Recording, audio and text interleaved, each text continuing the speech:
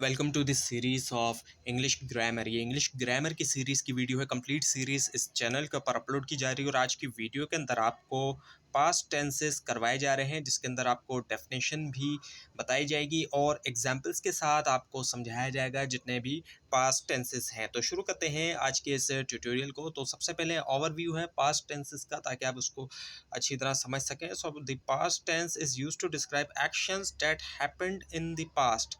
सो ऐसे एक्शन को डिस्क्राइब करने के लिए, बताने के लिए इस्तेमाल किया जाता है पास्ट टेंस का, जो कि पास्ट में, माजी में हो चुके हैं, इनके पहले कभी हो चुके हैं।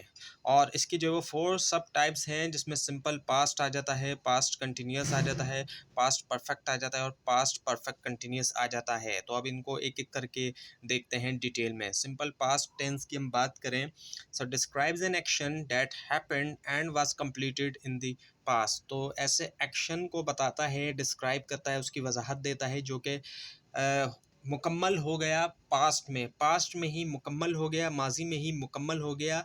और इसके साथ यूजुअली तौर पे एक टाइम भी बताया जाता है कि इस टाइम को ये चीज़ हुई। जैसे कि she visited the museum yesterday, उसने कल अजायब घर का या फिर म्यूज़ियम का दौरा किया। तो अब इसमें एक तो ये कि एक्शन मुकम्मल हो गया, वो जो दौरा किया वो मुकम्मल हो गया, एक चीज़ ये चीज़। और दूसरी चीज़ ये कि इसमें वक्त भी बताया जा रहा है कि कल, यस्टरडे यानी कि जो गुजरा हुआ कल है, तब किया है। तो विज़िट कब किया, कल किया।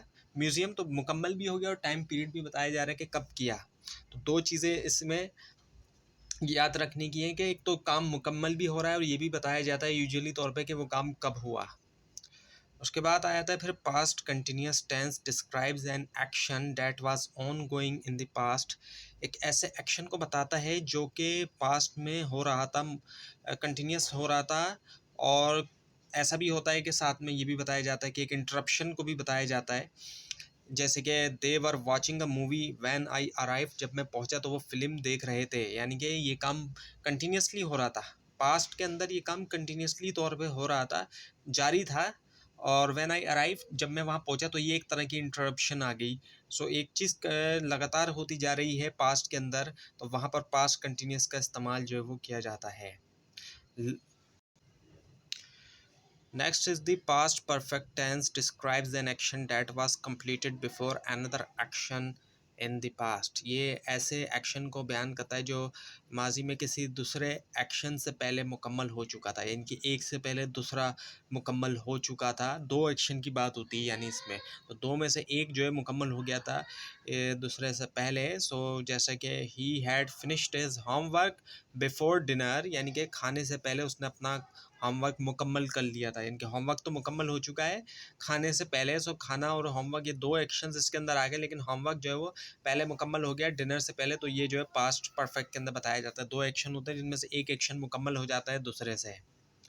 And now the past perfect continuous describes an action that was ongoing in the past and continued up to another point in the past। so ऐसे एक्शन को बयान करता है जो माजी में किसी मखसूस वक्त तक जारी रहा और फिर ख़त्म हो गया। ख़ास वक्त तक जारी रहा और फिर जो है वो ख़त्म हो गया। ऐसे एक्शन को जो है वो डिस्क्राइब करता है। जैसे कि she had been studying for hours before the exam started, यानी कि एग्ज़ाम शुरू होने से पहले वो कई घंटों से पढ़ रही थी।